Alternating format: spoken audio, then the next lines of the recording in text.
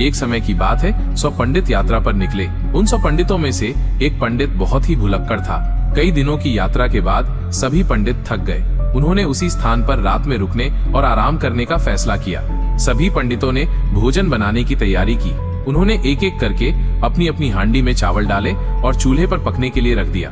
इसके बाद सभी पंडित नदी में स्नान करने चले गए। शाम को जब सभी पंडित स्नान करके वापस आए तो भुलक्कड़ पंडित अपनी हांडी भूल गया था।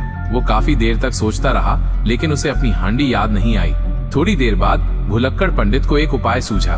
उसने एक डंडा उठाया और जोर से बोला, सब लोग अपनी अपनी हांडी पकड़ लो, मैं अपनी हांडी तोड़ने वाला हूँ। ये सुनकर सभी पंडित दौड़कर अपनी अपनी हांडी पकड़ने लगे।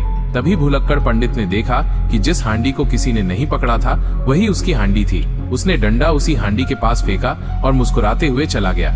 इस तरह भुलक्कड़ पंडित ने अपनी हांडी पहचान ली। इस कहानी की सीख ये है कि बुद्धि और चतुराई कभी कभी भूलने की आदत से भी ज्यादा कारगर हो सकती है। भुलक्कड़ पंडित अपनी भूलने की आदत के कारण अपनी हांडी नहीं पहचान पा रहा था, लेकिन अपनी चतुराई और एक अनोखे तरीके से उसने अपनी समस्या का समाधान ढूंढ निकाला। ये कहानी हमें सिखाती है कि समस्या आने पर घबराना नहीं चाहिए, बल्कि उसका हल निकालने का प्रयास करना चाहिए। कभी कभी सीधी राह के बजाय थोड़ी टेढ़ी राह भी सफलता दिला सकती है। अपनी बुद्धि और हास्य भावना का उपयोग करके हम मुश्किलों को भी आसान बना सकते हैं। संक्षेप में ये कहानी हमें सिखाती है कि चालाकी और समझदारी से हम किसी भी स्थिति का सामना कर सकते हैं, चाहे हम कितने भी भुलक्कड़ क्यों न हो।